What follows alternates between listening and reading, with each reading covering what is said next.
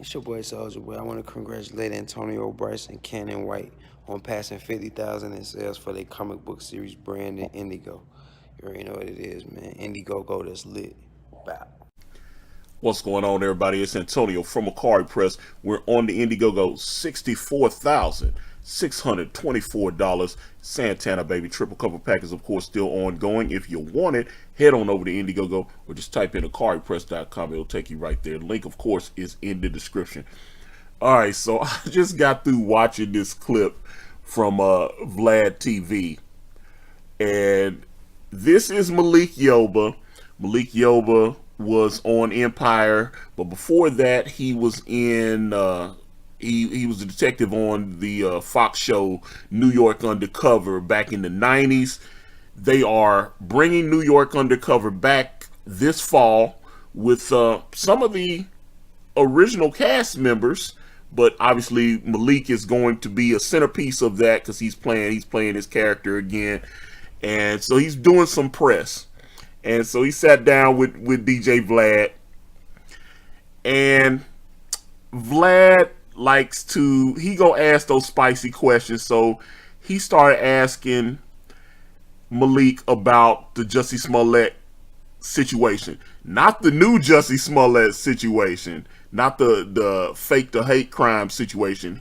He's talking about the situation from about 5 years ago when Malik was on season 1 of Empire, and apparently he did an interview because I saw the interview, and he just casually mentioned that Jussie was gay, and apparently a lot of people did not know, or Jussie was not being openly he was not openly gay at that time. He was not meant to, he was not one to be going around talking about his sexuality. In fact, when he went on the Ellen show, I remember Jussie said that he specifically waited because Ellen is openly gay, and he wanted to go on Ellen and speak about his sexuality with her because they're both members of the LGBT community. So he felt like he wanted to save that for her. But prior to that, this interview with Malik had come out where he was just like, "Oh yeah, I work with Jussie. He's gay and blah blah blah." And so they felt like Malik outed him, and then mysteriously, Malik got written out of the show. They killed his character off. Now, as you can see in the description here, it says that he had a 5-year contract with the television show, but they killed him off after the first season, and so it basically went down that Lee Daniels had him bumped off on the show because he outed Jussie. Now Malik says that is definitely 1,000% not true. He's saying, and he's also saying that he didn't out Jussie, although whether he wants to admit that or not, a lot of people did not know Jussie's sexuality because he was getting asked. I remember when Empire first came out, nobody had Jussie had been in like one of the Mighty Ducks movies or something. Nobody really knew who he was.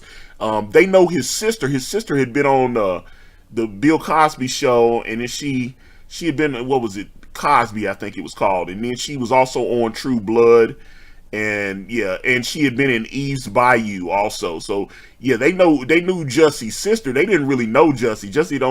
He had been like on a Disney show and been in Mighty Ducks. They didn't really know who he was, and he wasn't, since he wasn't that well known, they didn't know about his sexuality that much. And then, like I said, Malik mentioned that in the interview, and it went viral. Everybody's like, "Oh, Malik's confirming that Jussie is gay." And again, once that popped off, then they wrote him out of the show. They had that little sequence, which I was shocked when they killed him, because I was like, when I saw Malik, I was like, "Oh, okay, he's gonna be on this show for a long time," and because the whole show is marketed to black audiences. New York Undercover was a hit on Fox because they used to run like New York Undercover, Living Single, and and In Living Color on Thursdays on Fox, and then they also switched out and had Martin on Thursday nights on Fox. They would be number one in black households all across the country. So Malik is still at least black famous, where he gets a lot of love from the black community.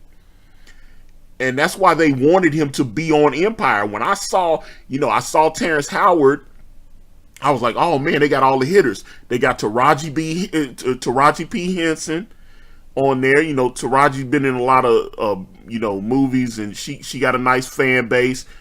Terrence Howard, you know, he been in a lot of movies, got nominated for Academy Award. So I was like, oh, okay, they really going in. Then they throw Malik in there. So you figure they're trying to make sure they got 3 strong names that, you know, can get on like black radio, they can get on black shows and stuff and advertise the show and make it successful. So that's why Malik was brought in, and then all of a sudden they killed him off. It looked really strange to have him in. And as again, he's confirming, yeah, he had a 5-year deal.